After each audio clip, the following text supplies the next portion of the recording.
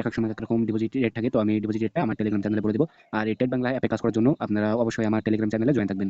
তো এখানে ডিপোজিট করার সময় নিচের এই যে নাম্বারটা কপি করে আপনারা বিকাশ নগদ যেটার মাধ্যমে ডিপোজিট করবেন ৳১০০ সেন্ড মানি। তো এখানে যত টাকা লেখা থাকবে মিনিমাম ডিপোজিট তত টাকা সেন্ড মানি করে এখান থেকে আপনি কিসের মাধ্যমে সেন্ড মানি করছেন। এখান থেকে বিকাশ নগদ আপনি কিসের মাধ্যমে সেন্ড মানি করছেন ওইটা সিলেক্ট করে দিবেন।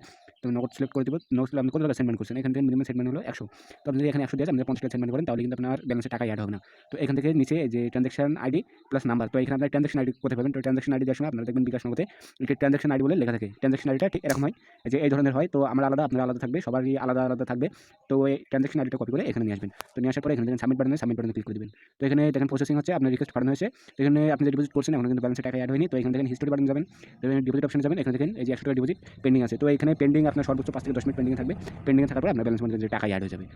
এইভাবে ডিপোজিট করবেন। আর এখান থেকে উইথড্র নিবেন কবে? উইথড্র নেওয়ার জন্য এখানে উইথড্র বাটনে ক্লিক করে দিবেন। এখান থেকে আপনি যে ডিপোজিট করেছিলেন যে ১০০ নগদের মাধ্যমে এখানে দেখেন ট্রান্সাকশন আইডি কেটে দিবেন, সেগুলো কিন্তু এখানে রয়ে গেছে। তো এখান থেকে আপনি ট্রান্সাকশন আইডি কেটে দিবেন। তারপরে এখানে দেখেন মিনিমাম উইথড্র হলো ৳২৫০। এখানে মিনিমাম উইথড্রটাও কালকে রাতে ছিল হলো ৳১০০, এখন ৳২৫০ হয়েছে। তো এখানে একেক সময় একেক রকম থাকে, একেক রকম থাকবে।